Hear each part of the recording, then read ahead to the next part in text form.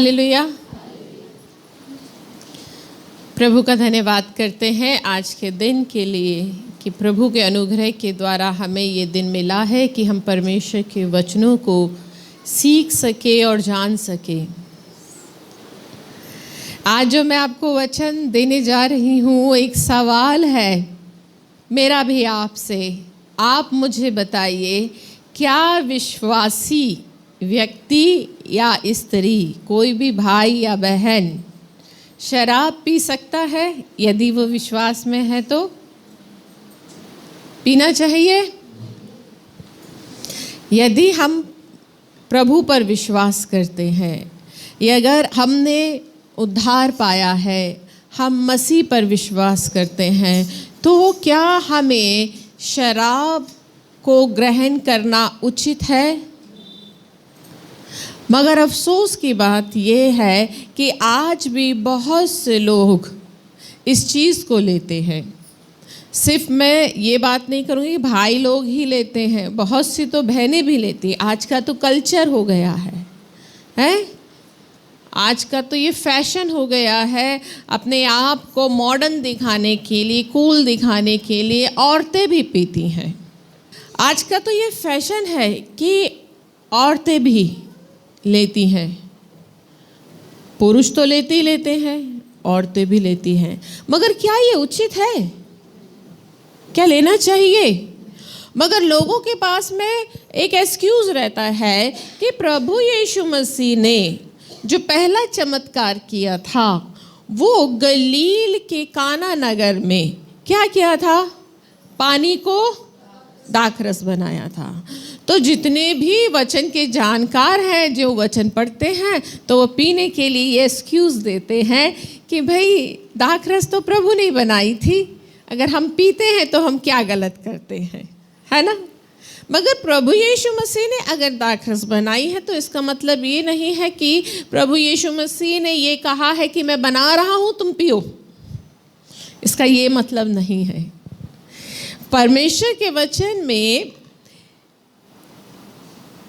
जो इफिसियों की किताब है और उसका दूसरा अध्याय और 10वां पद कहता है, क्योंकि हम उसके बनाए हुए हैं और यीशु मसीह में उन भले कामों के लिए सिरजे गए जिन्हें परमेश्वर ने पहले से हमारे करने के लिए तैयार किया। हालेलुया। वचन क्या कहता है? हम उसके बनाए हुए हैं और यीशु मसीह में। आज हम जितने भी लोग हैं, आज हम यीशु मसीह में हैं। उन भले कामों को करने के लिए सृजे गए हैं और परमेश्वर ने पहले से हमारे करने के लिए तैयार किया।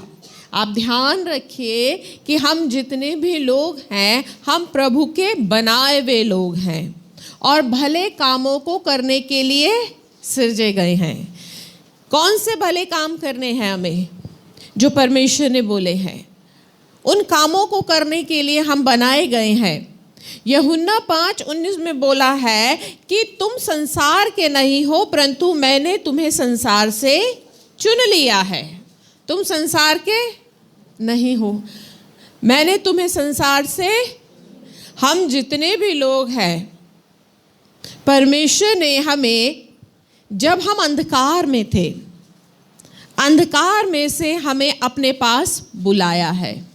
अब आप जितने भी लोग हैं, आप अपने आप को, भले ही घर में लड़ाई झगड़ा होता होगा तो आप अपने आप को हो सकता है कोसते हो सकता आप अपने आप को अकेला समझते हो। मेरा कोई भी नहीं है, मुझे कोई भी नहीं समझता, मैं तो बेसहारा हूँ। पता नहीं हम जब उदास होते हैं तो हम अपने लिए क्या क्या शब्द बोलते हैं। मगर आप ध्यान रखिए कि आप जितने भी लोग हैं वो स्पेशल हैं। क्यों? क्योंकि परमेश्वर ने आपको जगत के उस अंधकार से, उस पापमय जीवन से आपको अलग किया है। तो आप स्पेशल हुए कि नहीं? आप वो स्पेशल हो जिन पर परमेश्वर की नज़र लगी है कि आपको संसार से अलग करके बुलाया है। तो आप अलग किए हुए लोग हैं। तो हम जब अलग किए हुए लोग हैं और परमेश्वर के लिए बुलाए गए हैं, पतरस ने भी इस बात को कंफर्म कर दिया है कि हम बिल्कुल ही अलग हैं और चुना हुआ वंश है, राजपदधारी याजकों का समाज है। आप सोचिए, हम कोई साधारण लोग तो है नहीं। जब हम साधारण लोग नहीं हैं तो हम एक अलग किए हुए लोग, अलग समाज है, बिल्कुल अलग समाज है। और जब एक अलग समाज है ना, तो उस अलग समाज के लिए परमेश्वर ने एक आज्ञा दी है।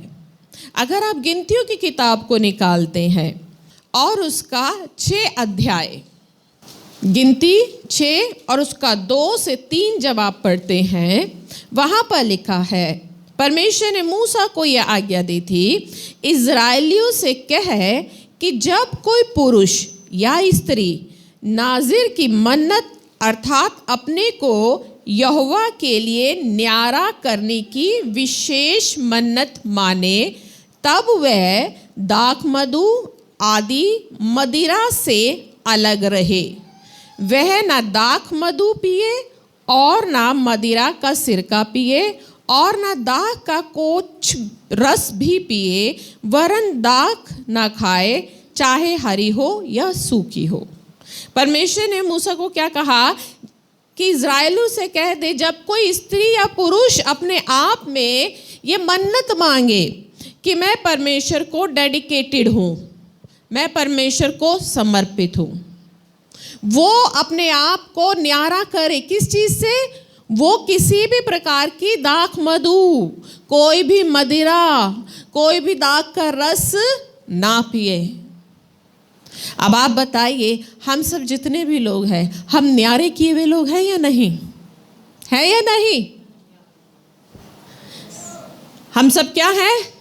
न्यारे किए हुए लोग हैं। जब हम न्यारे किए हुए लोग हैं तो वचन क्या कह रहा है? जो व्यक्ति न्यारा किया हो, न्यारा मतलब परमेश्वर ने जिसे चुन लिया है, जिसने अपने आप को परमेश्वर को दे दिया है, समर्पित कर दिया है, जिसने परमेश्वर को अपना उद्धारकर्ता ग्रहण कर लिया है। आज हम सब ने कर लिया है या नहीं कर लिया? तो हमने जब परमेश्वर को अपना उद्धारकर्ता ग्रहण कर लिया है, तो क्या बोला है कि वो कोई भी दाख रस या मदिरा ना ले। ये लोगों को वचन का ज्ञान नहीं होता, वो समझते नहीं है, इसलिए वो बस एक ही वचन को लेकर बैठते हैं कि प्रभु यीशु मसीह ने दाख रस बनाई है, इसीलिए हम पीते हैं। प्रभु यीशु मसीह ने दाखरस बनाई, उसका अलग मत है, मगर पहले हमारे लिए ज़रूरी है इस दाखरस को समझना। दाखरस है क्या?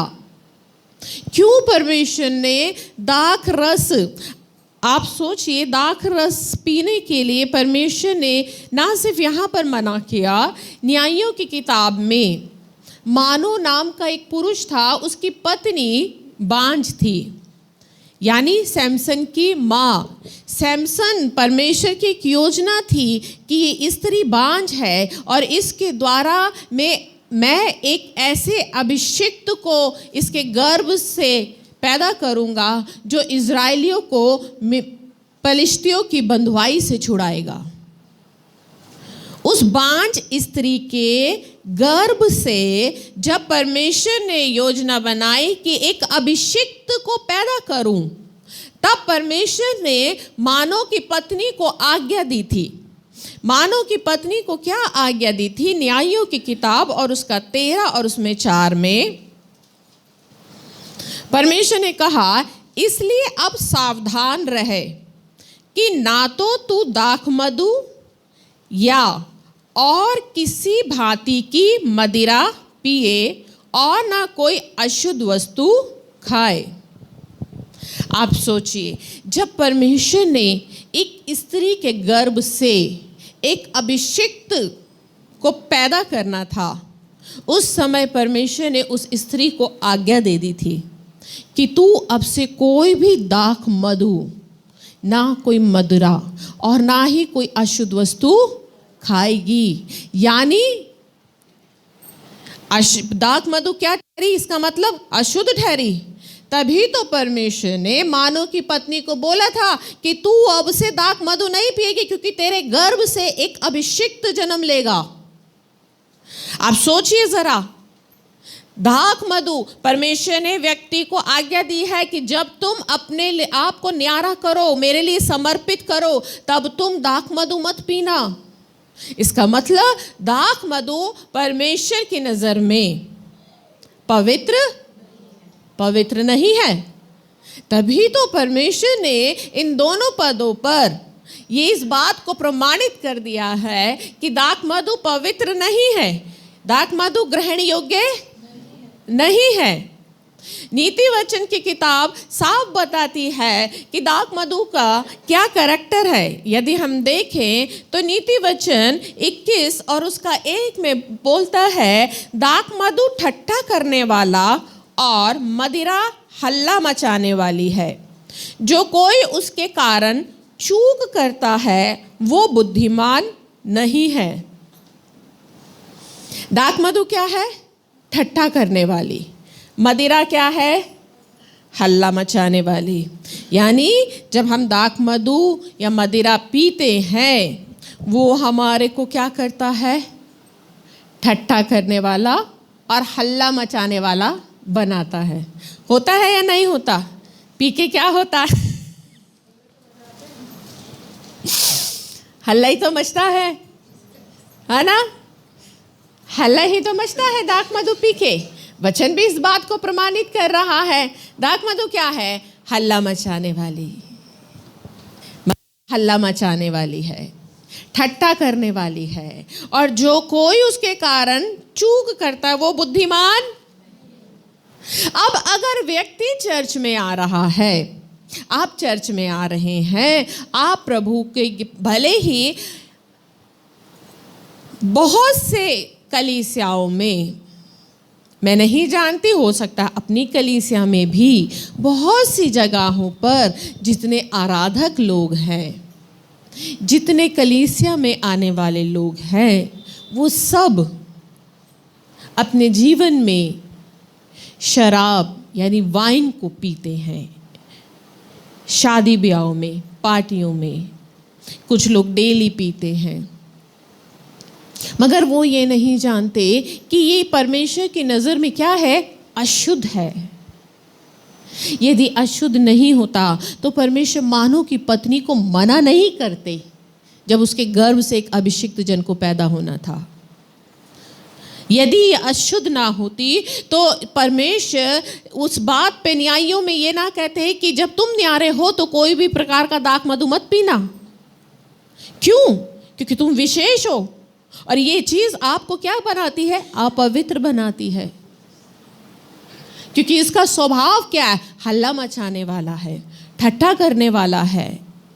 होशे की किताब और उसका 4 और उसका 11 पद में भी क्या बोला गया है? वैश्यागमन और दाख मधु और ताज़ा दाख मधु, ये तीनों बुद्धि को भ्रष्ट कर देते हैं। दाख मधु और ताज़ा दाख मधु, ये इनका क्या काम है? बुद्धि को, होती है नहीं होती बुद्धि भ्रष्ट? बुद्धि भ्रष्ट होती है ना पीने वालों की, जो लोग पीते हैं। और वो पीते क्यों हैं? अपने आप को आनंदित करने के लिए, खुश करने के लिए। टेंशन है तो गम भुलाने के लिए। उन्हें लगता है कि हम पीकर एक अलग ही लोक में चले जाते हैं। पीने के बाद उनकी सोच होती है, पी के हम क्या हो गए?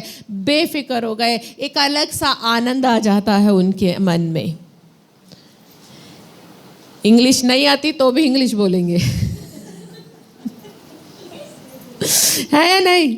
पीने के बाद ऐसी ऐसी हरकतें करेंगे कि सोच के भी हंसी आती है। नाचना नहीं आता तो भी नाचेंगे, काम करना नहीं आता तो भी काम करेंगे। वो खुद तो ठट्ठा करने वाले होते हैं, दूसरों को भी ठट्ठा कराते हैं। तो वचन क्या कहता है? दाख मधु क्या करती है? बुद्धि भ्रष्ट कर देती है।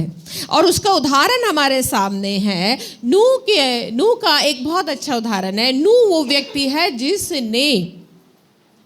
जिसको परमेश्वर ने चिता दिया था कि मैं इस पहले संसार को नाश करने वाला हूँ, तू जहाज बना। और नूह और उसके पूरे परिवार को परमेश्वर ने बचाया था। मगर जब वो बच गया और जहाज से बाहर निकला, जब सब कुछ नॉर्मल हो गया, तब वचन बताता है नूह ने दाख मधु पिया और क्या किया अपने आपको पता है? हाँ, अपने वस्त्र उतार दिए, नंगा हो गया। क्यों? कैसे हो गया वो नंगा? क्या जानबूझ के हुआ होगा? क्योंकि पीने के बाद उसकी बुद्धि क्या हो गई? भ्रष्ट हो गई। उसे होश नहीं रहा कि मैं क्या कर रहा हूं। ये वही व्यक्ति है जिसको परमेश्वर ने अपनी पहले से ही चिता दिया था कि मैं संसार में क्या करने वाला हूं। वचन जो कहता है वो झूठ नहीं बोलता। वचन जो कहता है वो वचन से ही प्रमाणित भी कर देता है। दूसरा उदाहरण हमारे पास लूत का है। लूत को जब परमेश्वर सदोम और गमोरा से लेकर आए थे, तब उसकी पत्नी वहीं पर खत्म हो गई थी।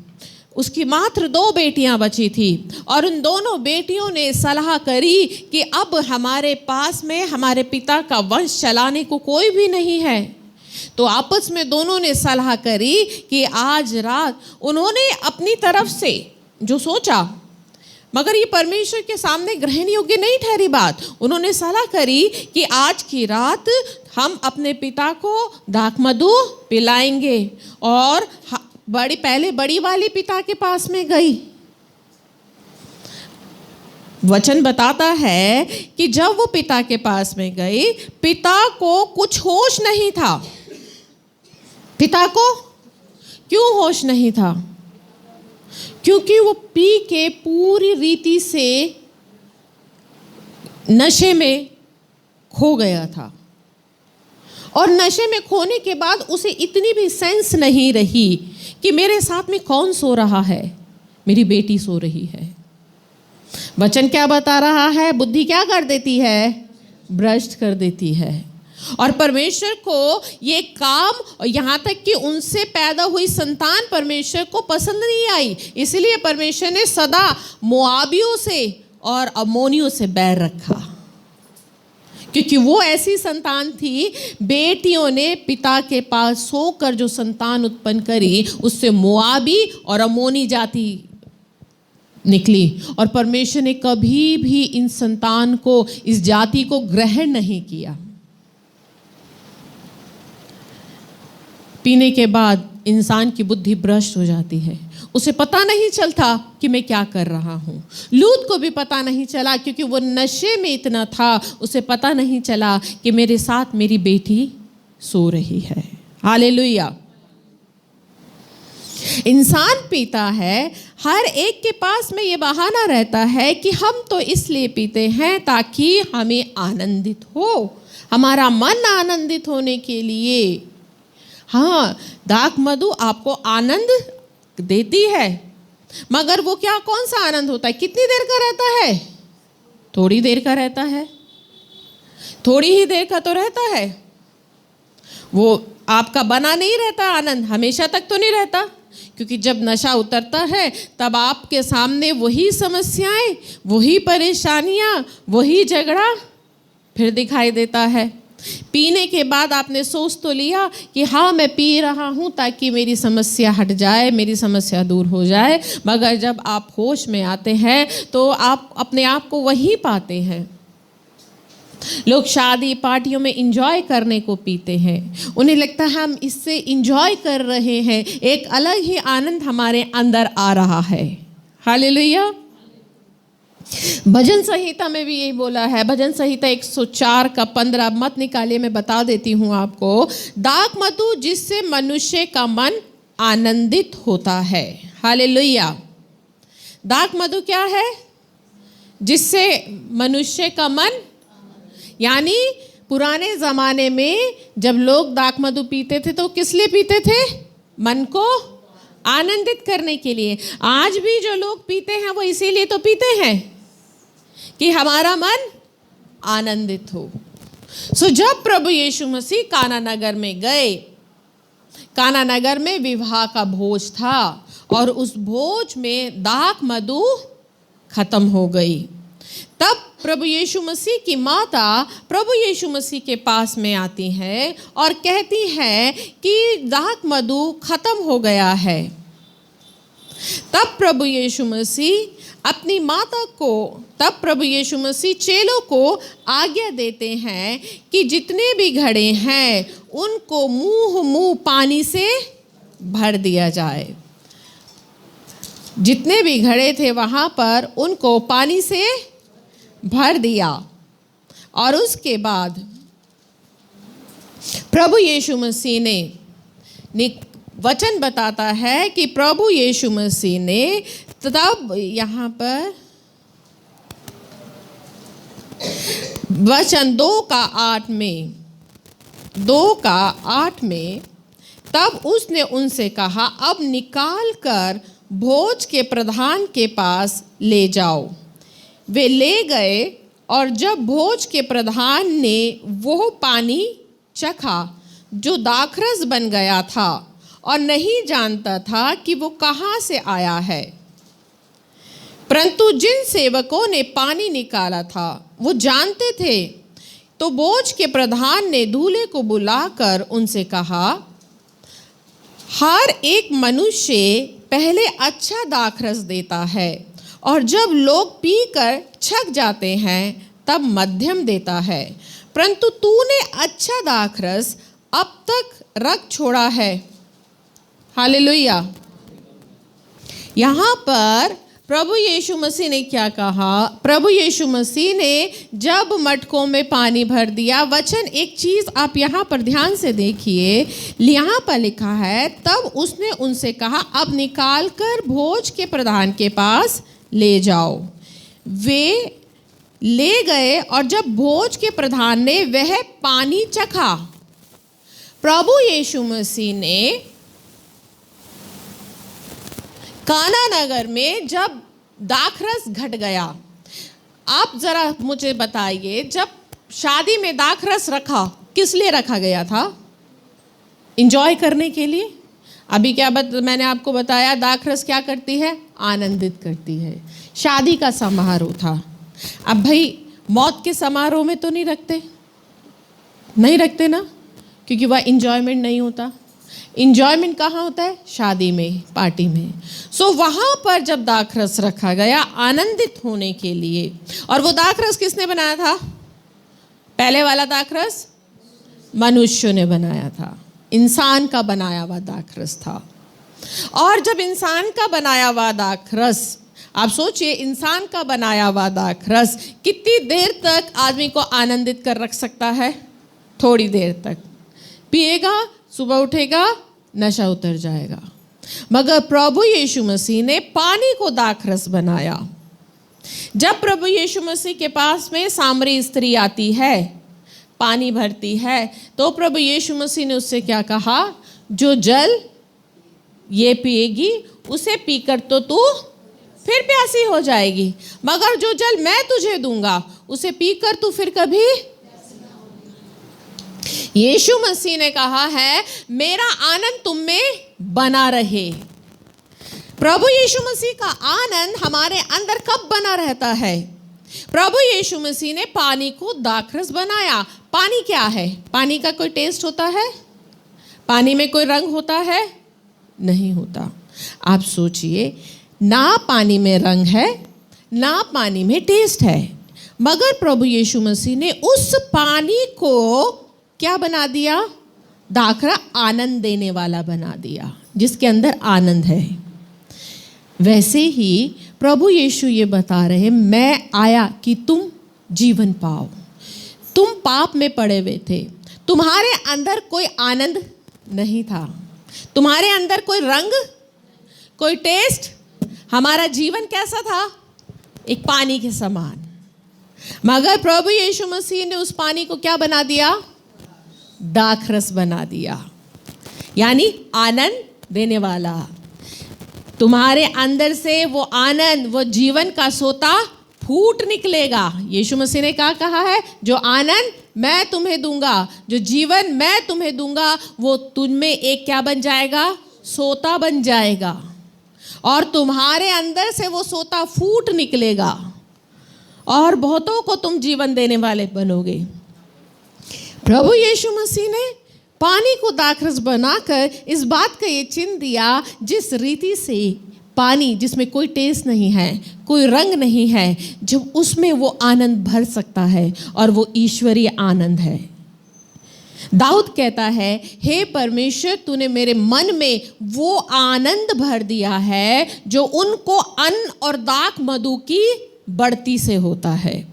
कहाँ लिखा है? भजन संहिता 4:7 में, तूने मेरे मन में उससे कहीं आनंद भर दिया है जो उनको अन्न और दाख मधु की बढ़ती से होता है। यानी संसार के लोगों को जो आनंद दाख मधु पीने से मिलता है, अन्न से मिलता है, अच्छा भोजन खाने से जब उनको आनंद मिलता है, प्रभु तूने तो मेरे मन में वो आनंद भर दिया है। वो आनंद कहाँ से आ गया? वो परमेश्वर हमारे अंदर आनंद भरता है।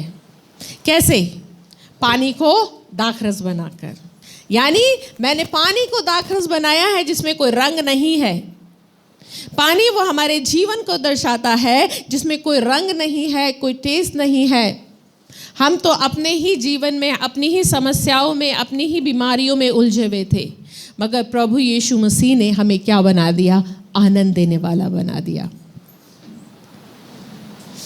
हम प्रभु यीशु मसीह की वो नई दाखरस है जो लोगों को आनंद देने वाली बनेगी। और जब हम जब लोगों को आनंद देंगे तो उनका वो आनंद उनके जीवन में बना रहेगा।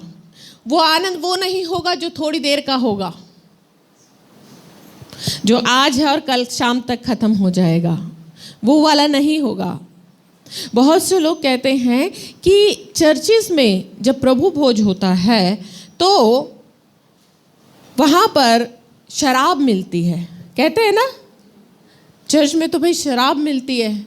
आपको भी बहुत से लोग बोलते होंगे चर्च में तो प्रभु भोज के समय, मगर प्रभु का वचन ये बताता है जब प्रभु यीशु मसीह प्रभु भोज की मेज पे आए थे, तब प्रभु यीशु मसीह ने दाख मधु नहीं लिया था, वो दाख का रस लिया था। क्या था? दाख का रस। मत्ती की किताब और उसका 26 अध्याय और उसका 29 पद आप निकाल सकते हैं। 29 में प्रभु यीशु ने कहा है, मैं तुमसे कहता हूँ कि दाख का यह रस उस दिन तक कभी ना पीऊँगा जब तक तुम्हारे साथ अपने पिता के राज्य में नया ना पीऊँ। यहाँ पर दाख का रस है और दाख मधु अलग है।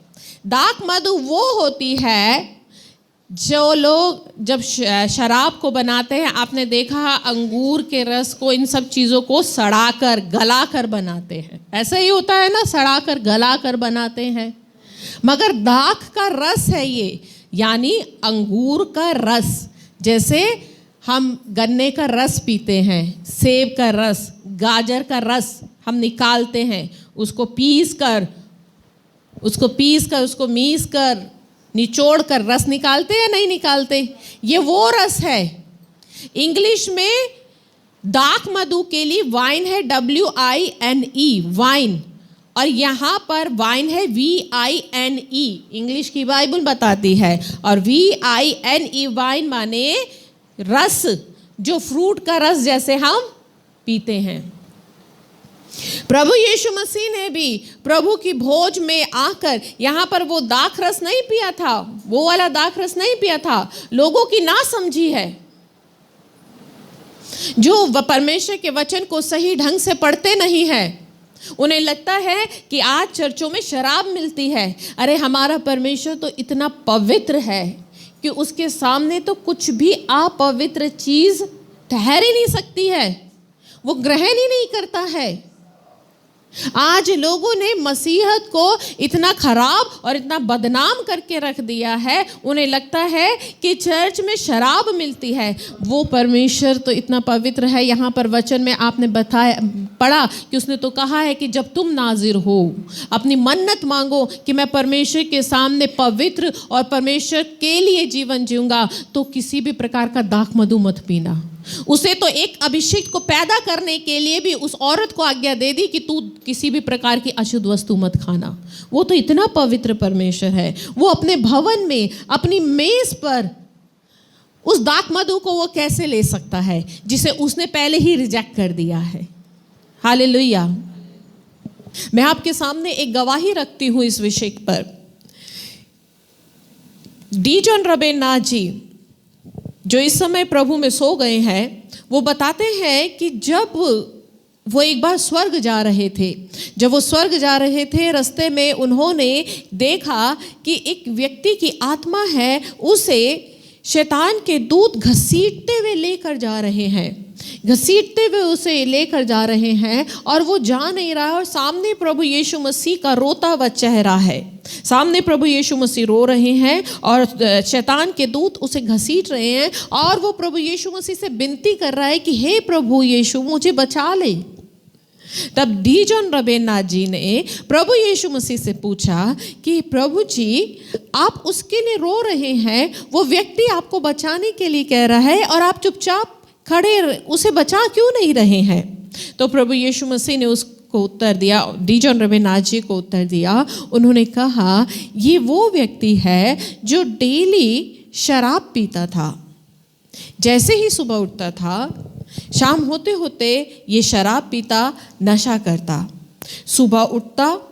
सुबह उठ के पश्चाताप करता, क्षमा मांगता कि प्रभु मुझसे गलती हो गई है, अब मैं शराब नहीं पीऊंगा। और फिर जैसे ही शाम होती ये फिर नशे में फिर ये शराब को लेता और फिर सुबह उठकर ये क्षमा मांगता, मैं इसे माफ़ कर देता, मैं डेली सुबह इसको माफ़ करता, मगर शाम को आते आते जब ये शराब पीता, ये पाप की अवस्था में होता और जब इसके प्राण निकले तो उस समय ये शराब पिए हुए था, यानी ये पाप की अवस्था में था। अब मैं चाहकर भी ये डेली सुबह पश्चाताप करता था, मैं इसे माफ कर देता था, मगर जब इसके प्राण निकले हैं तो ये पाप की अवस्था में था। अब मैं चाहकर भी इसे बचा नहीं सकता। इसीलिए तो प्रभु यीशु मसीह ने प्रकाशित वाक्य में कहा है, यदि तू प्राण निकलने तक विश्वास योग्य रहे। हमें प्राण निकलने तक परमेश्वर के लिए पवित्र रहना है। हमारी कलीसिया में आप सब जानते हैं हुसैन, जिसे परमेश्वर ने स्वर्ग का दर्शन दिया था। हुसैन ने स्वर्ग में देखा कि शराब पीने वालों को, जब परमेश्वर ने हुसैन को ये दिखाया कि अलग अलग प्रकार की सज़ाएं अलग अलग पाप में जो है, तब परमेश्वर ने हुसैन को दर्शाया कि शराब पीने वालों की क्या सज़ा होगी। जब जो व्यक्ति शराब पीते हैं और जब वो मरेंगे और जब वो ऊपर जाएंगे तो नरक में, आप देखिए वो व्यक्ति शराब पीता था, उसे और डेली पश्चाताप भी करता था, प्रभु माफ़ कर देते थे। और जब वो शराब की अवस्था में, नशे की अवस्था में मरा, तो वो पाप की अवस्था में मरा, तो स्वाभाविक है वो स्वर्ग नहीं जाएगा, उसकी आत्मा नरक में जाएगी। और नरक में उन शराब पीने वालों की सज़ा परमेश्वर ने क्या रखी है? हुसैन ने बताया कि परमेश्वर ने उसको दिखाया कि जो लोग शराब पीते हैं उनका मुंह खोला गया है और तेज आग, भयानक आग उनके मुंह में लावे के समान डाली जा रही है और वो आग उनके शरीर में भरी गई है और इतना भरी गई है कि आग से उनका शरीर फट गया है। अब सोचिए कितनी भयानक सज़ा है उन लोगों के लिए जो शराब पीते हैं। और आज हमने इस शराब को अपने लिए एक स्टेटस सिंबल बना लिया है, एक फैशन बना लिया है, अपने आप को कूल दिखाने के लिए बना लिया है। हमारा परमेश्वर बहुत पवित्र परमेश्वर है। वो ऐसा परमेश्वर नहीं है कि उसके सामने कुछ भी, कोई भी अपवित्रता उसके सामने ग्रहण योग्य हो। दाखमधु क्या है? भजन संहिता क्या कहते हैं? दाखमधु आनंद देने वाला है, और यीशु मसीह आया था अपना आनंद देने के लिए। मैं आया हूं कि तुम जीवन पाओ और बहुतायत का जीवन पाओ। वो दाखमधु उसके आनंद को दर्शाता है कि वो आया है कि तुमने वो दाखमधु पिया जो मैन मेड था, जो मनुष्य के द्वारा बनाया गया था। इसे पीकर तो तुम्हारा आनंद खत्म हो जाएगा, मगर मेरा आनंद पियो, मेरा मुझसे लो, आनंदित होना। प्रभु यीशु मसीह ने कहा अपना बोझ तुम मुझे दे दो। हालेलुया। क्योंकि जब हम अपना बोझ देते हैं, अपनी समस्याएं देते हैं, तब वो उस दाखरस का आनंद हमारे अंदर लेकर आता है। हालेलुया। हम सोचते हैं कि यीशु मसीह ने दाखरस बनाई है इसीलिए हमें पीनी है। ये हमारी नासमझी है। यीशु मसीह ने दाखरस इसलिए नहीं बनाई कि हम पिए, वरन उसने तो ये बनाया है कि पानी को दाखरस बनाकर उसने इस बात को प्रमाणित कर दिया कि जैसे एक साधारण से पानी को मैं आनंद देने वाला बना सकता हूँ, तो तुम सोचो अपने जीवन के बारे में, तुम्हारे अंदर मैं कितना आनंद भर सकता हूँ। परंतु हम ऐसे ना समझ लोग हैं जो वचनों को समझते नहीं हैं और उसको उल्टा ही समझकर अपना ही जीवन जीते हैं। हालेलुया। हम खुद तो बहकते हैं, दूसरों को भी बहका देते हैं। प्रभु आप सबको इस वचन के द्वारा आशीष दे। आइए हम सब लोग प्रार्थना करें। स्वर्गीय प्रभु, हम बहुत ही धन्यवाद के साथ इस वचन के द्वारा आपके पास में आते हैं। हम आपको धन्यवाद करते हैं आपके अनुग्रह और आपकी दया के लिए प्रभु, जो आपने अपने लोगों पर की है। मैं प्रार्थना करती हूँ मेरे प्रभु, इस वचन के द्वारा प्रभु जो कुछ आपने सिखाया है, होने दीजिए प्रभु ये वचन आपके तमाम लोगों के लिए आशीष का कारण बन जाए मेरे प्रभु। आज जहाँ कहीं भी लोगों के अंदर इन बातें हैं पिता, कि वो इन बातों को दाखमधु नशे की चीज़ों को लेते हैं मेरे प्रभु, ये सब चीज़ें आपके सामने ग्रहण योग्य नहीं है। मेरे राजा, मैं आपसे प्रार्थना करती हूँ आप अपना अनुग्रह करें, अपनी दया करें प्रभु, और आज इस वचन के द्वारा आप अपने तमाम लोगों को आशीष दें। बस यीशु के नाम में मांगते हैं, आमीन।